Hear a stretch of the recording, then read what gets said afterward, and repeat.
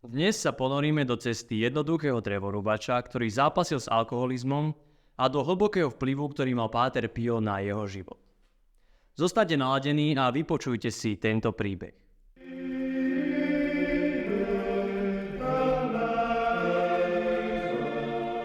Vítajte na našom kanáli Po stopách Pátra Pia, kde skúmame život tohto kapucínskeho reholníka, mystika a neuveriteľného divotvorcu, ktorého príhovor je dodnes veľmi silný a aktívny. Videá uverejňujeme 3-krát týždenne, v pondelok, v stredu a v piatok. Sledujte nás teda, aby ste sa dozvedeli viac o živote tohto fascinujúceho svetca.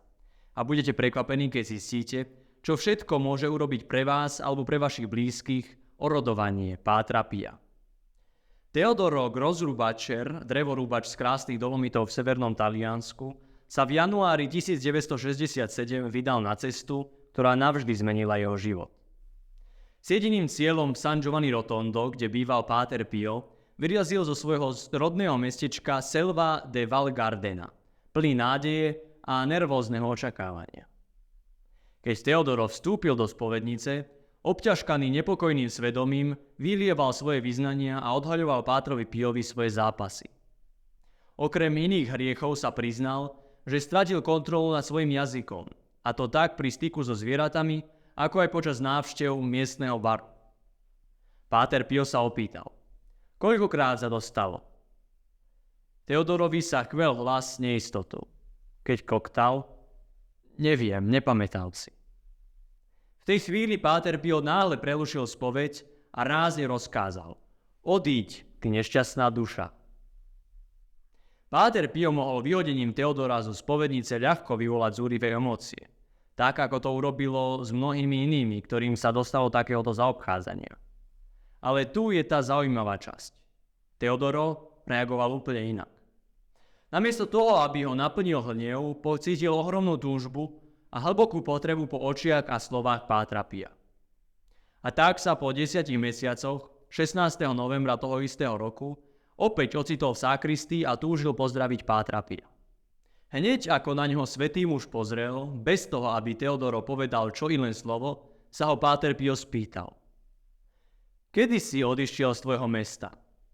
Ako by si ho Páter Pio pamätal. Včera o 10. oče, odpovedal Teodoro, ohromený kňazovou vnímavosťou. Páter Pio sa na neho krátku chvíľu pozorne díval a potom sa pohol ďalej, ako by potvrdzoval niečo nevypovedané. O niekoľko dní neskôr prišla dlho očakávaná príležitosť, aby Teodoro vstúpil do spovednice a požiadal Pátra Pia o rozhrešenie. S ťažkým srdcom sa vyznal o svojej záľuby v nadmernom pití a prosil o odpustenie. V odpovedi Pátra Pia rezonovala pevnosť v hlase, zmiernená otcovskou starostlivosťou, keď mu poradil. Už to nerob. Odhodlaný a rozhodný Teodoro pozbieral všetky svoje sily a vyhlásil. Nebudem, oče. Svätý kňaz však ešte zopakoval svoj príkaz. Už to nikdy nerob. V tej chvíli, keď Teodoro obnovil svoj sľub a prijal nezlomné rozhodnutie, pocítil, ako sa v ňom zmáha mimoriadna sila. Bolo to, ako by mu sám Páter Pio daroval silu potrebnú na to, aby sa vymenil s pazúrou tejto silnej závislosti. Od toho dňa Teodoro už nikdy nedovolil, aby sa jeho pery dotkli kvapky alkoholu. Postupom času pocítil, že ho to opäť silo ťahá do prítomnosti Pátra Pia. A vo februári 1968 sa tak opäť ocitol v San Giovanni Rotondo. Narazil však na nečakanú prekážku. Páter Pio kvôli zhoršujúcemu sa zdravotnému stavu obmedzil svoje dostupnosť pre spovede. Pre tých, ktorí možno nevedia, počas posledných rokov života Pátra Pia na zemi sa jeho zdravie začalo zhoršovať, čo si vyžiadalo určité zmeny v jeho dostupnosti pre vysluhovanie sviatosti spovedi. Dlhé hodiny a intenzívne požiadavky jeho duchovnej práce sa podpísali na jeho fyzickom zdraví. Aby si Páter Pio mohol viac oddychnúť, začal skracovať čas, ktorý trávil v spovednici. Aj po týchto úpravách však zostal oddaný svojim posvätným povinnostiam. Stále venoval značnú časť svojho dňa spovedaniu, poskytoval útechu a poradenstvo ľuďom v núdzi. Pokračoval aj v slávení svätej omše. Ale späť k nášmu príbehu. Teodoro, ktorý sa nemohol dostať na rad v spovednici, sa namiesto toho rozhodol zúčastniť sa na omši Pátra Pia a dychtivo pozoroval svätú postavu pred sebou. Na jeho údiv sa mu naskytol pozoruhodný pohľad. Páter Pio sa zjavil premenený, ako by sa kúpal v božskej žiari. Jeho oči žiarili nadpozemským svetlom a tvár vyžarovala svetelnú žiaru. V tej posvetnej chvíli si Teodoro uvedomil, že Páter Pio sa stal nezničiteľnou prítomnosťou v jeho živote. Strážcom a ochrancom na veky. Obetavosť a nezištnosť Pátra Pia ma nikdy neprestane udivovať.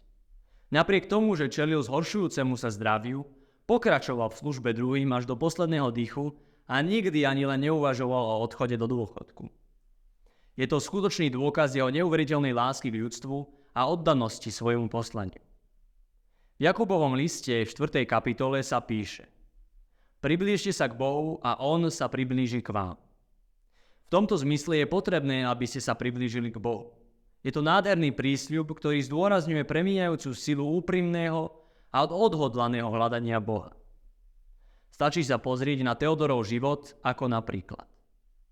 Napriek tomu, že ho spočiatku vyhodili zo spovednice, držal sa pevného rozhodnutia zmeniť sa. Priblížil sa k Bohu celým svojim srdcom a našiel vedenie prostredníctvom Pátra Pia. Výsledok? Jeho život sa úplne zmenil. Zažil duchovné vykúpenie a oslobodenie od svojich minulých nerestí. Je to silná pripomienka toho, že keď úprimne hľadáme Božiu prítomnosť, aj v našom živote sa môžu diať zázraky. Ďakujem, že ste nás počúvali. A ak ste tak ešte neurobili, prihláste svoje omšové úmysly na budúcu omšu venovanú k úcte Pátra Pia. Odkaz nájdete v popise nižšie. Prosím, prihláste sa na odber, kliknite na zvonček s pripomienkami a zdieľajte naše videá so svojimi priateľmi, aby ste tak pomohli propagovať náš kanál. Pozrite si videá na koncovej obrazovke a zostaňte naladení na ďalšie video o živote svätého Pátra Pia.